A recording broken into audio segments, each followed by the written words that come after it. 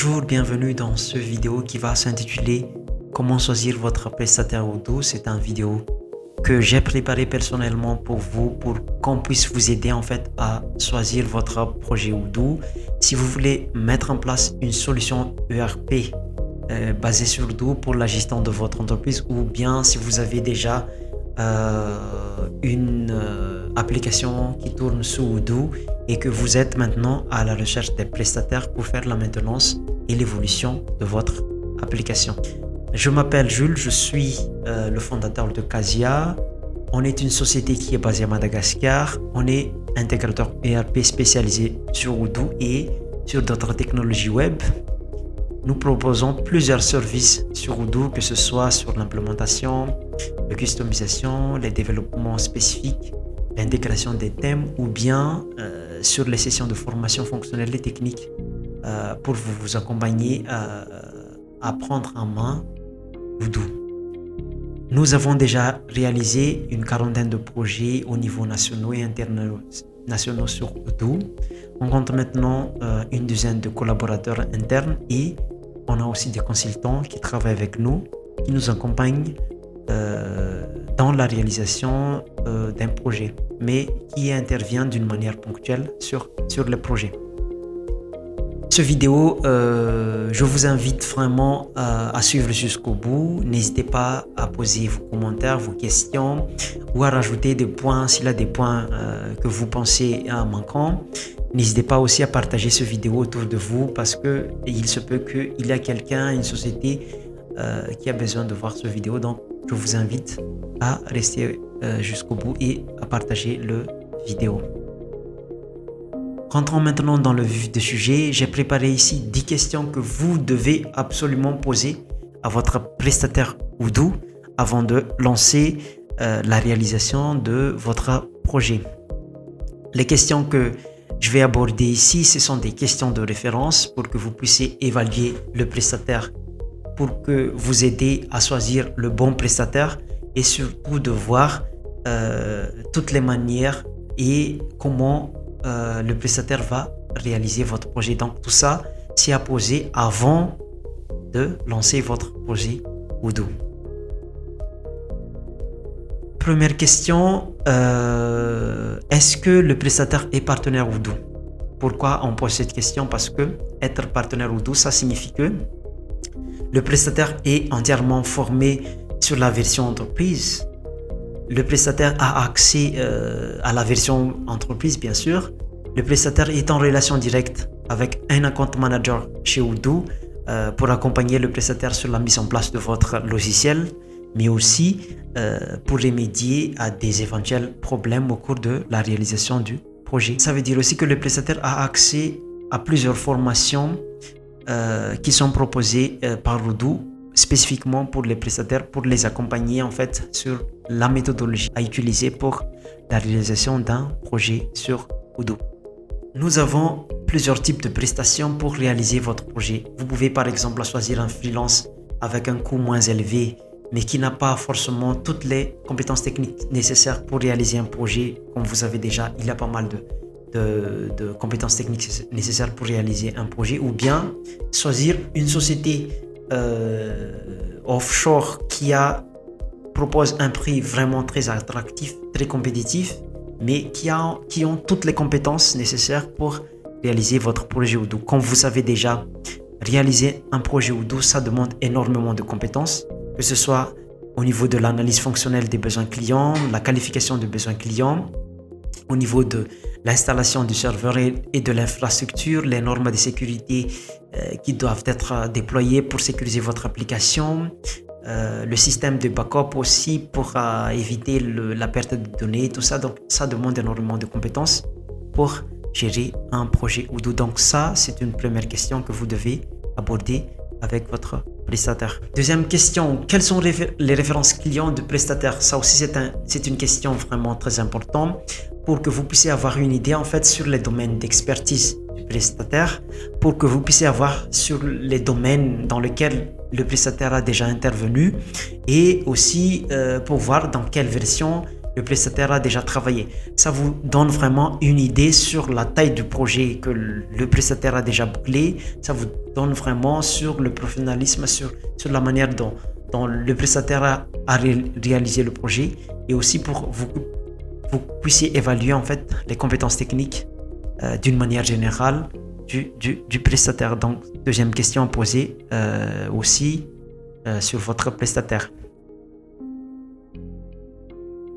Troisième question, quelle approche le prestataire va utiliser pour réaliser votre projet?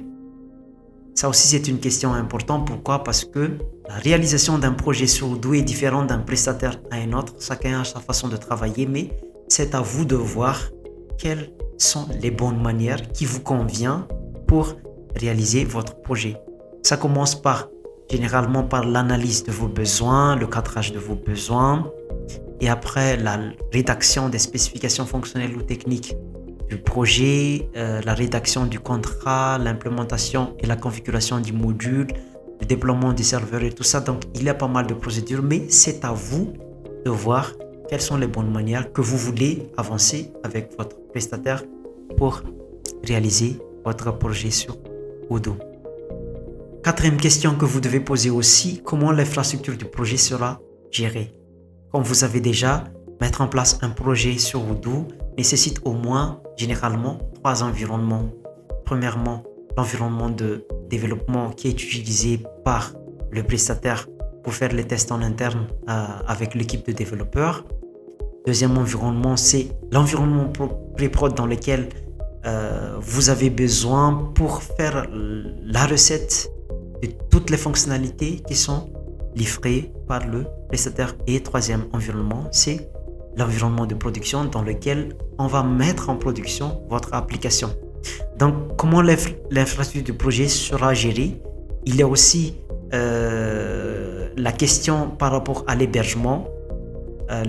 Votre application sera hébergée où? Sur un VPS ou sur un cloud ou sur un serveur local. Donc, il y a cette partie-là aussi.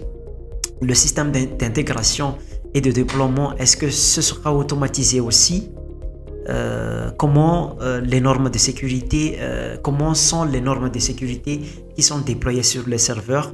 Est-ce qu'il y a le système de cryptage SSL pour sécuriser les trafics au niveau de l'application?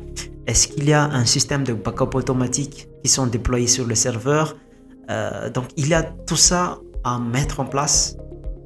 Et c'est pour ça que je dis qu'il faut que vous voyez avec votre prestataire sur la manière dont comment on va gérer l'infrastructure sur le projet. Cinquième question que vous devez poser aussi, comment sera gérée les reprises de données? Les données qui sont utiles dans Odoo, comme vous savez déjà, ça peut être les listes des clients, les listes des fournisseurs, les listes des articles, les listes de prix, ou bien toutes ces informations de base, les listes des employés, des salariés que vous voulez mettre en place dans Odoo. Si vous êtes nouvelle sur Odoo, vous avez sûrement déjà toutes ces listes-là disponibles, soit dans une autre application ou dans le système de gestion de votre entreprise actuelle. Donc ça, c'est vraiment primordial de reprendre toutes ces données-là dans Odoo. Il se peut aussi que vous avez déjà utilisé Odoo et que vous souhaitez faire une migration sur une nouvelle version et que vous souhaitez en fait reprendre toutes les données que vous avez déjà auparavant pour ne pas perdre des données clients et des données de base ou des données opérationnelles que vous avez besoin sur l'évolution de votre application. Donc ça aussi, c'est un point important. Comment ça va être géré, la migration de données, comment on va faire l'import des données et avec quel système. Donc ça, à poser aussi à votre prestataire avant de commencer votre projet Odoo. Sixième question que vous devez poser aussi, c'est comment les utilisateurs seront-ils accompagnés? C'est une question importante aussi parce que si vous êtes nouvelle sur Odoo, vous avez sûrement besoin d'un accompagnement fonctionnel pour que vous puissiez comprendre le fonctionnement de l'application, pour que vous puissiez prendre en main sur les différents modules utilisés sur votre projet et apprendre chaque module, les fonctionnalités qui sont proposées sur chaque module. Donc ça aussi, c'est un point important à poser.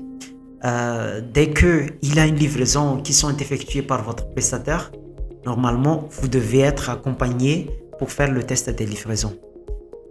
Vous avez besoin aussi d'un accompagnement fonctionnel pour votre futur utilisateur, votre futur collaborateur qui va travailler sur l'application. C'est pour ça aussi que c'est important de poser cette question-là à votre prestataire. Est-ce qu'il y a des formations fonctionnelles qui sont organisées? Est-ce qu'il y a des supports ou des documentations qui sont rédigées pour la prise en main du projet? Comment ça va être fait exactement? Donc ça aussi, c'est une question importante que vous devez poser à votre prestataire. Septième question, est-ce que le prestataire propose une offre de support? Déjà, après la mise en production de votre application, il se peut que vous avez besoin d'un support, que ce soit au niveau applicatif ou au niveau de votre infrastructure. Donc, il faut demander ça aussi à votre prestataire. Est-ce que après la mise en prod de l'application, le prestataire propose une offre de support pour vous accompagner, pour résoudre des éventuels problèmes et aussi pour faire évoluer votre application au fur et à mesure où, dans le cas où vous avez besoin d'une nouvelle fonctionnalité ou d'un nouveau demande pour améliorer votre application. Huitième question à poser aussi, comment le projet sera chiffré? Ça aussi c'est important. Déjà, il y a 3 manières de chiffrer un projet. Soit on fait un projet au forfait, soit on fait un projet en temps passé, ou soit on mélange les deux. Le projet au forfait, c'est on fait une analyse fonctionnelle de tous vos besoins, on fait le chiffrage et l'estimation pour la réalisation du projet et le prestataire va vous proposer un devis fixe dans lequel il va faire l'offre pour la réalisation de votre projet. Dans ce cas-là, vous avez une idée déjà sur le budget nécessaire pour la réalisation du projet. Mais si vous vous trouvez dans un cas où vous avez besoin d'une nouvelle fonctionnalité que vous voulez intégrer sur l'application, donc il faut réévaluer en fait les charges liées au projet. Donc c'est à vous de voir avec votre prestataire comment vous voulez avancer concrètement. Deuxième solution, vous pouvez aussi choisir de faire la facturation au temps passé. C'est à vous de voir avec votre prestataire la fréquence de facturation, mais si on prend un exemple d'une facturation mensuelle, le prestataire va comptabiliser toutes les prestations qu'ils ont fait au cours d'un mois et va vous envoyer une facture par rapport à ça. L'avantage avec cette facturation, c'est que vous avez la possibilité d'apporter directement des modifications si nécessaire en cours de route ou changer des process, changer des fonctionnalités ou améliorer directement l'application. Le problème, c'est que vous ne pouvez pas estimer à l'avance en fait toutes les charges nécessaires pour réaliser votre projet. Donc ça, il faut faire attention à cette approche-là. Troisième solution, vous pouvez mélanger les deux et c'est l'approche qu'on propose. Il y a des prestations qui seront facturées au temps passé. Ce sont souvent les travaux de consultance sur l'implémentation, la configuration de modules et la customisation des fonctionnalités en natif. Mais pour tout ce qui est développement spécifique dans lequel on a besoin d'une analyse fonctionnelle et technique très détaillée, dans ce cas-là, le mieux est de faire une facturation au forfait. Comme ça, c'est facile de limiter le budget, c'est facile de faire le planning et surtout, c'est facile de chiffrer en fait les ressources et les charges qui sont à imputer sur la réalisation du projet. Neuvième question à poser aussi, quelles sont les ressources affectées au projet? Donc ça aussi, c'est à voir avec votre prestataire. Vous savez déjà que réaliser un projet sur Odoo, comme je disais avant, ça demande énormément de compétences et il faut définir en avance en fait toutes les ressources qui vont intervenir pour la réalisation du projet. Il se peut que il y a un directeur de projet, un chef de projet, un référent technique ou bien une analyste fonctionnelle ou un développeur ou un intégrateur, pourquoi pas un DevOps pour mettre en place l'infrastructure. Donc, il y a toutes ces personnes-là qui peuvent intervenir sur le projet. Donc, c'est à vous de voir comment ces ressources-là vont intervenir sur le projet. Est-ce que c'est une intervention ponctuelle ou est-ce que la ressource est affectée en plein temps sur le projet? Dixième question à poser aussi, c'est quelles sont les clauses incluses dans le contrat? Ça aussi, c'est un point que je pense important. Pourquoi? Parce que déjà, il faut définir en avance la manière de travailler. il faut définir en avance le mode de paiement, comment les projets seront livrés, quels sont les droits de propriété. Il faut voir aussi l'engagement du prestataire, la clause de confidentialité. Donc tout ça, c'est vraiment important. C'est pour ça que vous devez aussi évoquer avec votre prestataire les parties prenantes, toutes les clauses qui sont incluses dans le contrat de prestation. Pour conclure, les 10 questions que j'ai abordées avec cette vidéo vous donnent la possibilité d'évaluer votre prestataire, d'évaluer la méthodologie de travail, d'évaluer le support et de tout évaluer au niveau du prestataire. Et c'est à vous après de choisir quel est le bon prestataire pour vous accompagner sur la réalisation de votre projet sur Odoo. Si vous souhaitez mettre en place une solution ERP basée sur Odoo, Casia sera là pour vous accompagner. On sera là pour vous accompagner. N'hésitez pas à nous contacter. N'hésitez pas à nous soumettre vos projets. N'hésitez pas à discuter avec nous pour voir comment on va vous accompagner pour la réalisation de ce projet. Merci.